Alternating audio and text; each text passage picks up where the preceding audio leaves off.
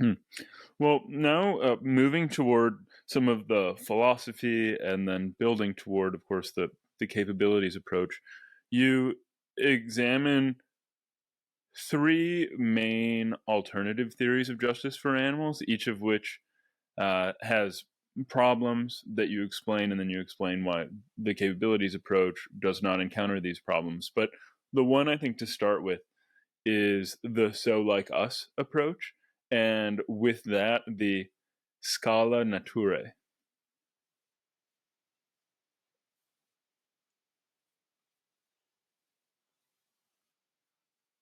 Oh, wow. Okay.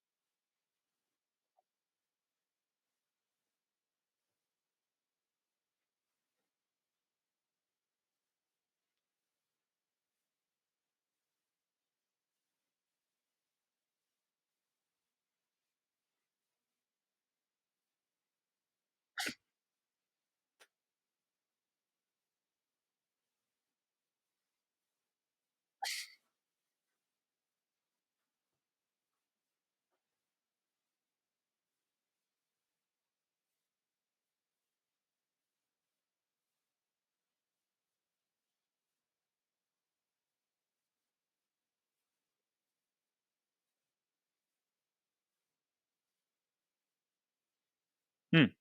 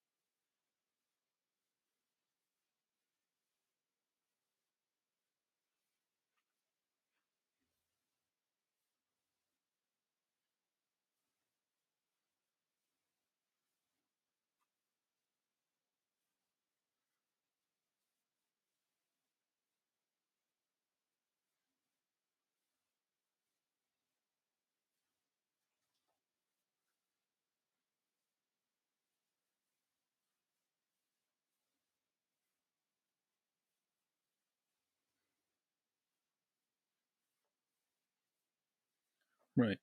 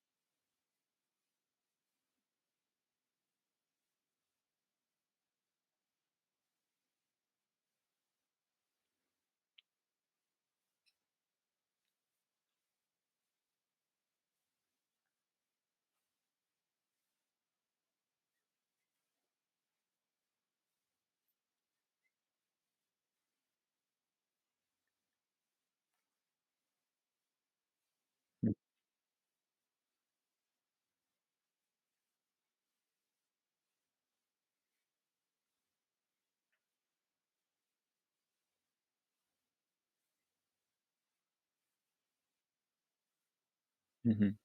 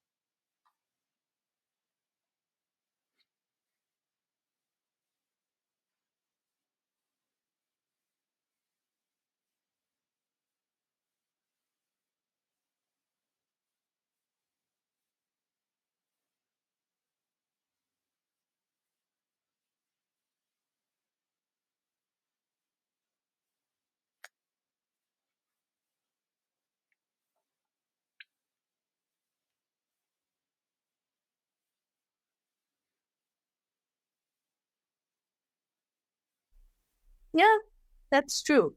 And of course, there are lots of other things one could say at this point. One can also say that, there, if we say, oh, we're the oldest, we live the longest, not true. The bowhead whale has a much longer individual lifespan. We're the most resilient and able to breed under harsh conditions. No, rats are by far the most successful reproducers. And so, and are we the best morally? Good heavens, I would not say that we are.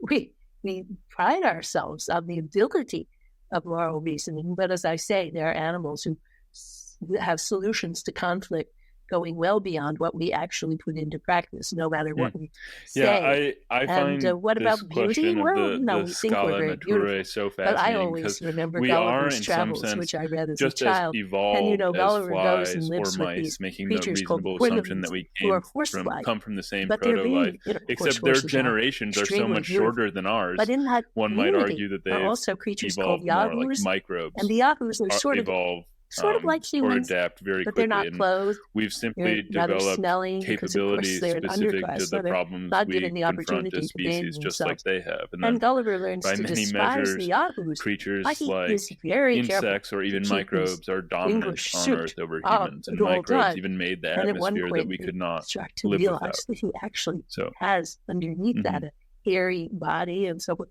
And then they start to not like him so much anymore. And when he gets home, he can't live with his own family because he's learned to find the human smell and shape disgusting to him. So, disgust is so complicated. And I think something I've worked on all my career, that we learn to feel disgust for the bodily in lots of forms. And that's a huge social problem. I would say common to most forms of discrimination is the portrayal of the subordinate group as hyper animal and hyper bodily. It's part of racial discrimination, part of discrimination against women, part of transphobia, and so on and so on. Hypersexual, hyper animal. But of course, it's part of our discrimination against other animals because we kind of say, oh, we're angels. We don't have any bodies. We're Gulliver with his suit on, And then we think all the animals, because they're just body, they're terrible. And of course, in the US, it was such a terrible furor when the theory of evolution started to be taught in schools. Do you know about the Stopes trial in 1928? There was this law in the state of Tennessee. Who knows? It might be passed again, saying it's illegal to teach the theory of evolution. Well, of course, a minority of Americans actually believe in the theory of evolution. But anyway, it was illegal to teach it. And the reason was that it insults humanity to portray its origins as coming from apes. And so when this teacher decided to test the law, John Scopes, And he was arrested, and then there was this big show trial where William Jennings Bryan argued on one side and Clarence Darrow on the other. The whole thing became that wonderful play and then movie, Inherit the Wind. So it's a wonderful piece of history. But in any case, what they all thought is it's worse for humans if we're thought to have a kinship with apes. And so, the hatred of animal bodies and the hatred of ourselves, if we thought that we were an animal body, which of course we are, that is a large part of human life and human history. And it's a very baneful form, because then it does lead directly into the typecasting of Black Americans as ape-like. And so you can see how that happens. And so I feel like it's something that really infects the whole idea of the Scala Naturae, and one reason to steer clear of it.